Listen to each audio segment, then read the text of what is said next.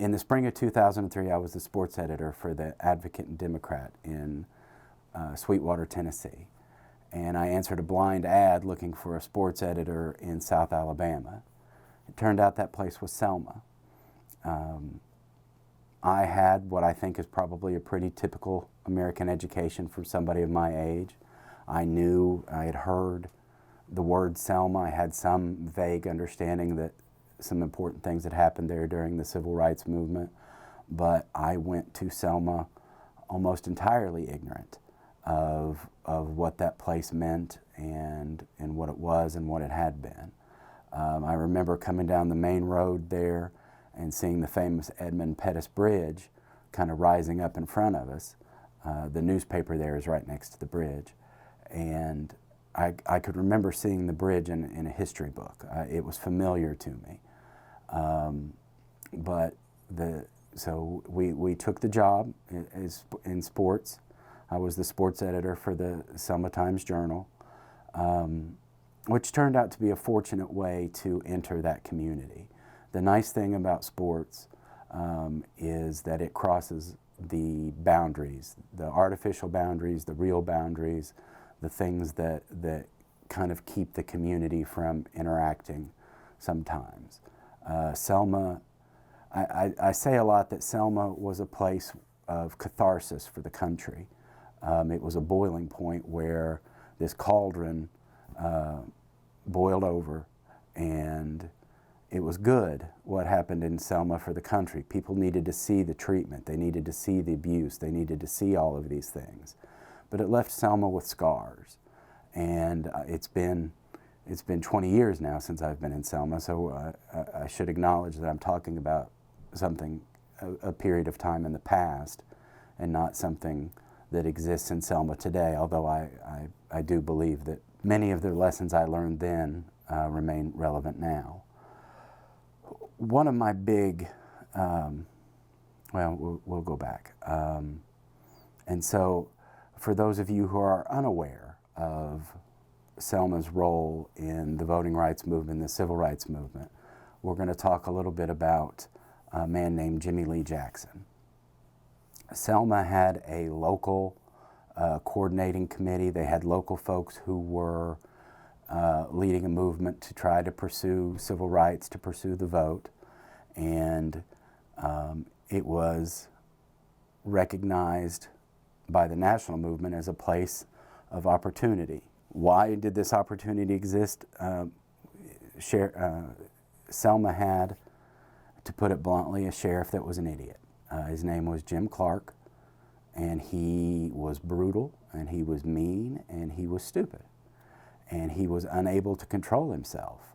And so folks like John Lewis and folks in SNCC and folks in SLCC recognized that Clark was the type of person that could be irritated into acting rashly, and who could be used by a nonviolent movement to gain the attention of outside entities, of news media cameras and those sort of things.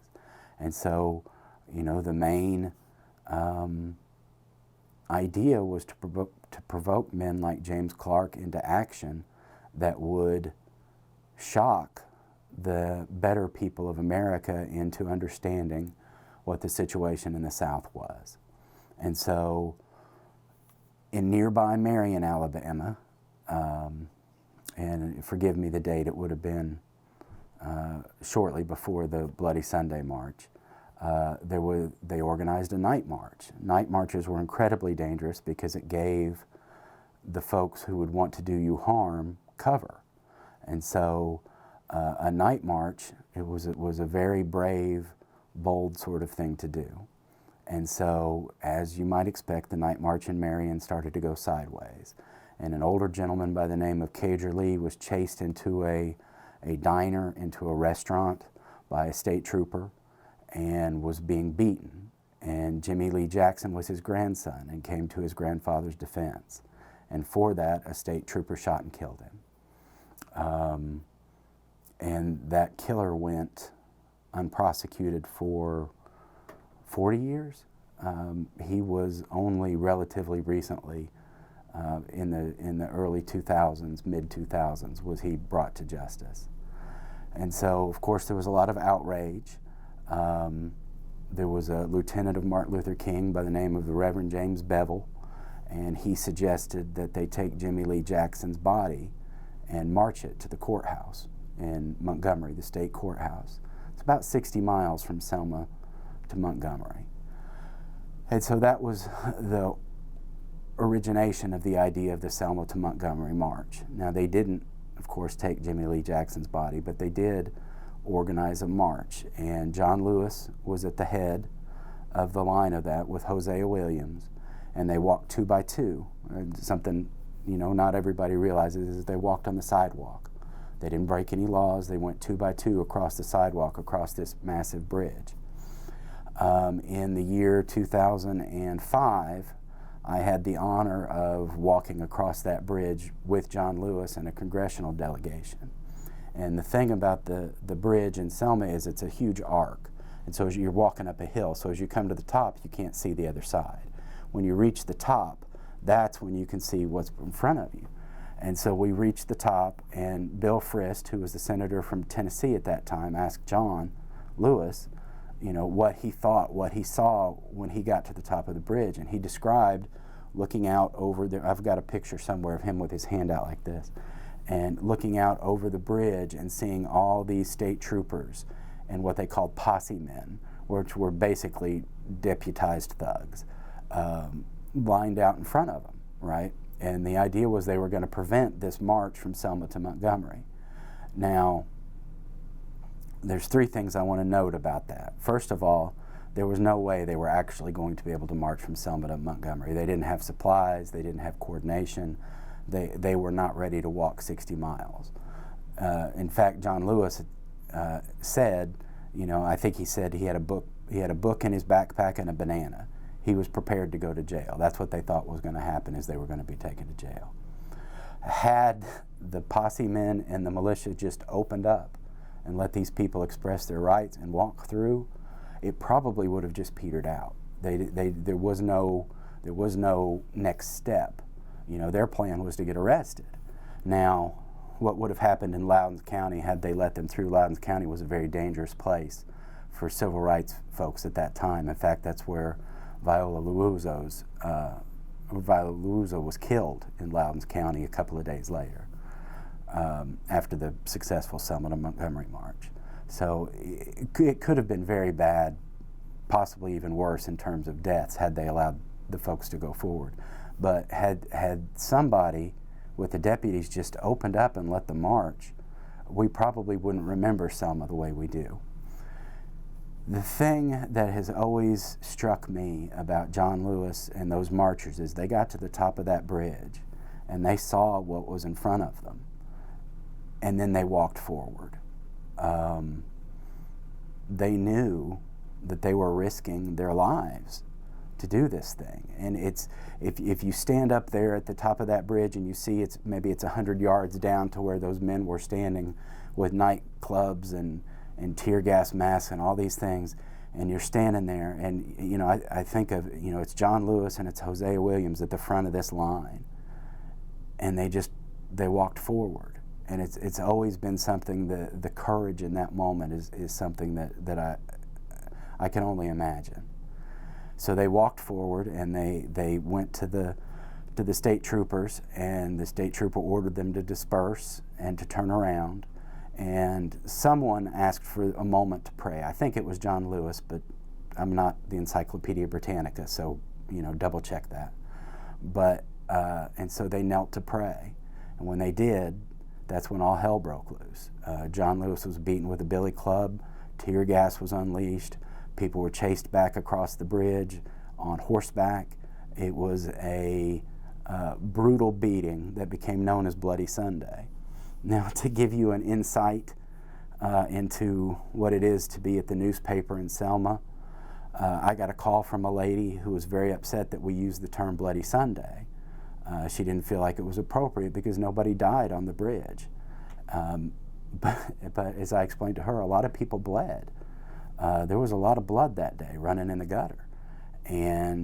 But you know, she was an old racist lady and just did not think we should call it Bloody Sunday because it wasn't that big a deal because nobody died. But so they tear gassed and they beat and they chased and they ran folks down with horses. They chased them back across the bridge all the way back to Brown Chapel AME Church, which is 4 blocks, maybe 9 blocks back.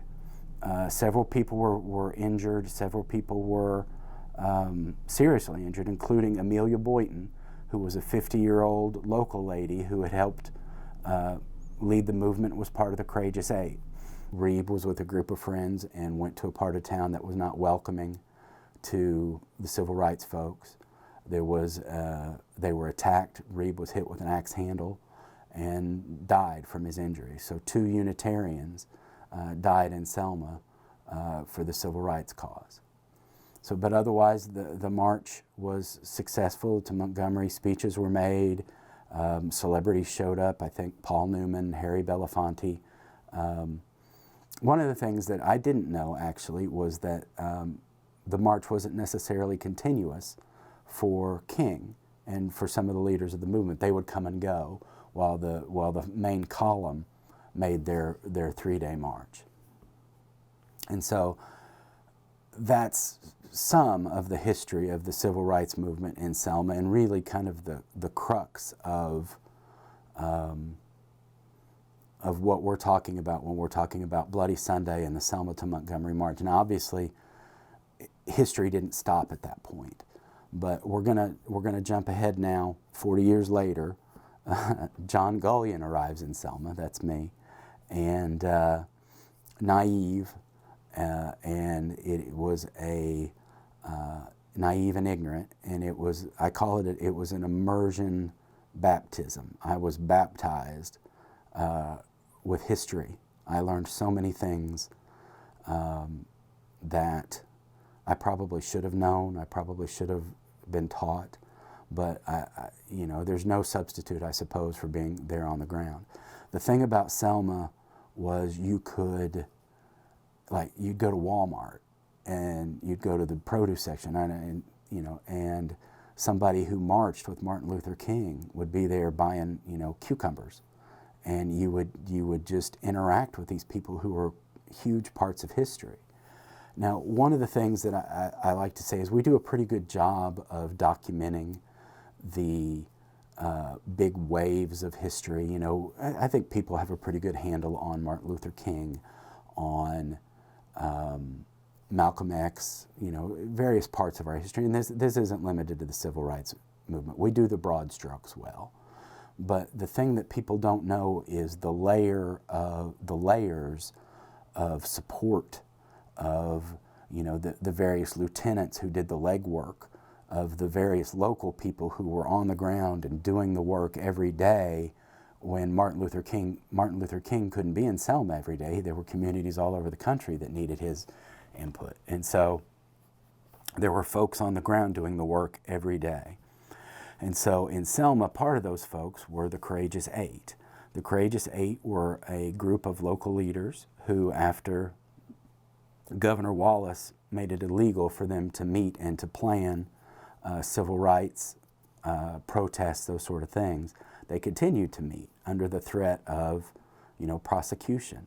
And these folks were teachers, they were parents, they were just people who were living their lives, but needed to stand up for their rights and for the rights of their children. And so I want to say now that the stories I'm going to tell now, I want to be very clear, especially if we're going to do this during Black History Month. These are not my stories. I am not the best vessel to be the person telling you these things. However, it's a little bit like the baton got passed to me. Working for the newspaper, I sat down with these folks and talked to them and told their stories. And I went to the events where they would commemorate and they would talk. And so I feel like I was given something that it's my responsibility to pass on.